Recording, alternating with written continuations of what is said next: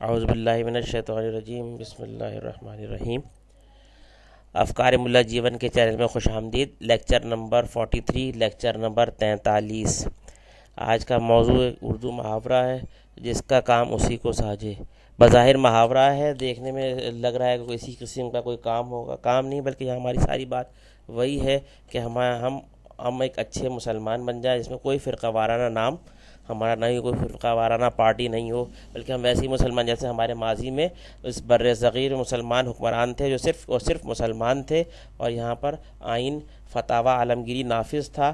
اللہ کے فضل و کرم سے اللہ سے دعا ہے کہ یہ دوبارہ آئین ہمارے بر صغیر پر دوبارہ نافذ ہو اور مسلمان اسی بر صغیر کے دوبارہ حکمران بن جائیں۔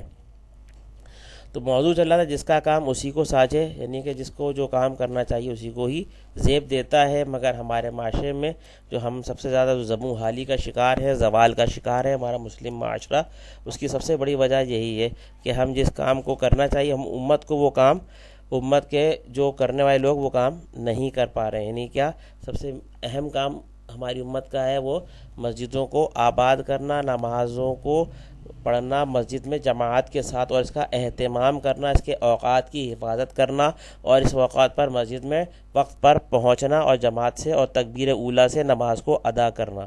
مگر یہ کام ہم نہیں کر رہے۔ مسجد جانے کا کام، مسجد کے اوقاتوں کو، اس کے جماعت کے اوقات کو یاد رکھنا، اس کے نماز اوقات میں وہاں وقت پر پہنچنا، ہم نمازی نہیں کر رہا بلکہ کون کر رہے ہیں؟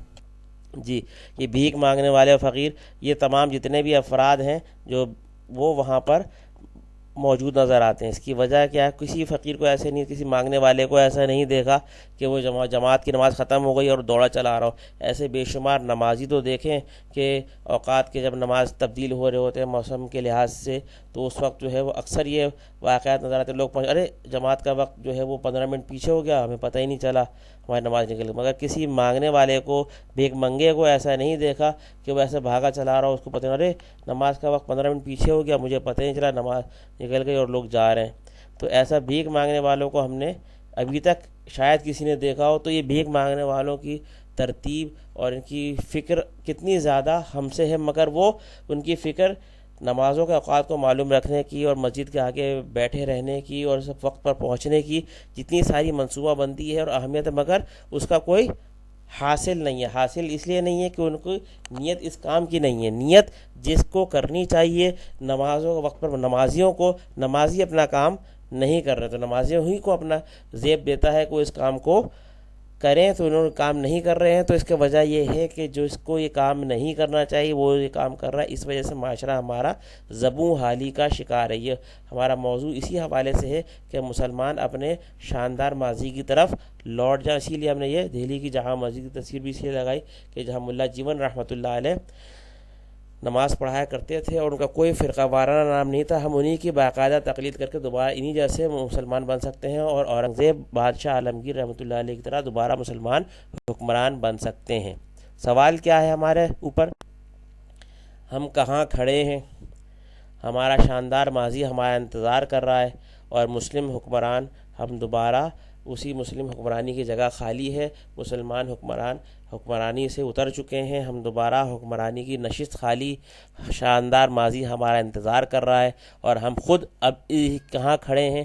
تو اسی کو دیکھنے ہوتے ہم بہت زیادہ زوال کی طرف کھڑے ہیں کہ ہم اپنے ایک اہم کام یعنی کہ نماز کو ہی ہم مکمل طور پر صحیح طریقے سے اس کو ہم اپنے اوپر نافذ نہیں کر پائے ہیں۔ تو اللہ تعالیٰ نے ایسے لوگ بھیج دیے ہیں جو نمازوں کے اوقات کی حفاظت تو کر رہے ہیں مگر نماز نہیں پڑھتے ہیں، نیت ان کی کچھ اور ہے۔ اللہ تعالیٰ اس بہت سخت عذاب سے اللہ تعالیٰ ہمیں بچائے کہ اللہ تعالیٰ نے کتنے سخت عذاب میں ہمیں مبتلا کر دیا ہے کہ بھیک منگے جو ہے وہ نمازوں کے اوقات کا اہتمام کر رہے ہیں، اور نمازی ہمارے معاشرے کے وہ ان نمازوں کے اہتمام سے بہت دور ہیں، اور اپنے گھروں کو باجماعت نماز بغیر شرعی عذر نہ پڑھنے کی وجہ سے اپنے گھروں کو اللہ اور رسول صلی اللہ تعالیٰ وسلم کے حکم سے اپنے گھروں کو آگ لگوانے میں مصروف ہیں۔ اللہ تعالیٰ اس عذاب سے ہمیں چھٹکارا نصیب فرمائے اور ہمیں اس چیز سے بچنے کی توفیق عطا فرمائے، اور مسلمانوں کو اتنے شاندار ماضی کو یاد کر کے اس طرف لوٹنے کی